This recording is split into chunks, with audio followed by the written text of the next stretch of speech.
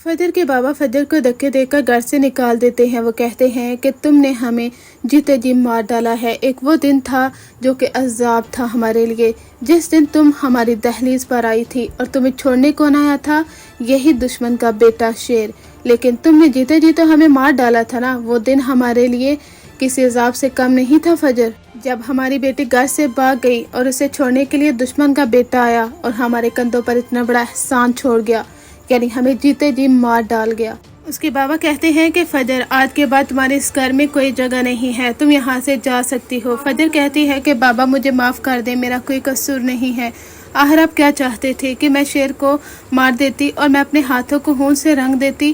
क्या मैं सारी ज़िंदगी इस रिग्रेट में पड़ी रहती कि मैंने दुश्मन के बेटे को मार दिया है तो वो मेरा पेशेंट था ना। लेकिन उसके बाबा को कुछ नज़र नहीं आता। वो फजर को धक्का देते हैं। फजर जाकर टकराती है शेर के कंधे से। शेर कहता है कि क्या हो गया है आपको अपनी बेटी की मोहब्बत नज़र नहीं आती? ये आपकी बेटी है जिसने ये भी परवाह नहीं की कि मैं दुश्मन का बेटा हूँ या किसी और का।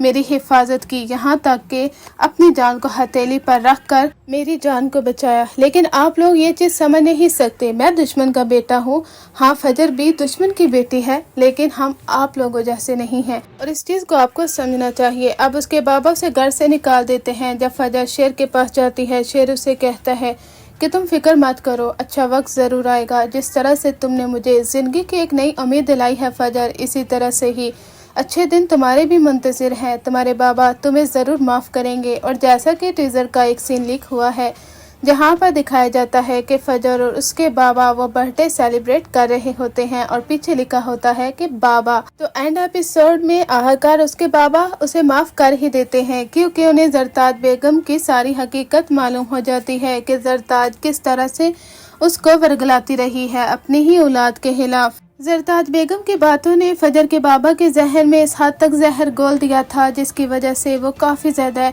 उकसा चुके थे फजर के खिलाफ। वो अपनी बेटी के ही खिलाफ जा चुके थे जब उनकी बीवी उनसे कहती थी कि आपको क्या हो गया है, ये आपकी अपनी सगी बेटी है, आप इसके साथ ऐसा कैसे कर सकते हैं? लोग तो अपनी सौतेली बेटियों के साथ ऐसा सलूक रवा नहीं रखते जो आप अपनी सगी बेटी के साथ रख रहे हैं। लेकिन उसके बाबा के सर पर जून तक नहीं रेंगती थी, यानी उन्हें किसी चीज़ का भी असर नहीं होता था। वक्त गुजरने के साथ साथ ताहर उन्हें एहसास हो गया और वो अपनी बेटी को माफ़ भी कर देते हैं।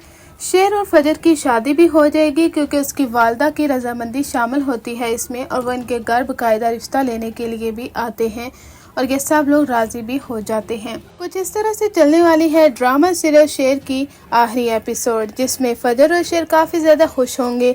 ज़रताज को अपने करतूतों की सज़ा ज़रूर मिलेगी। डॉक्टर रंगूनवाला, डॉक्टर तहा, यहाँ तक कि बदर चचा, उन्हें तो उम्र कैद होने वाली है और बदर चचा को तो सजाए मौत हो सकती है क्योंकि उन्होंने एक शख्स की जान ली है।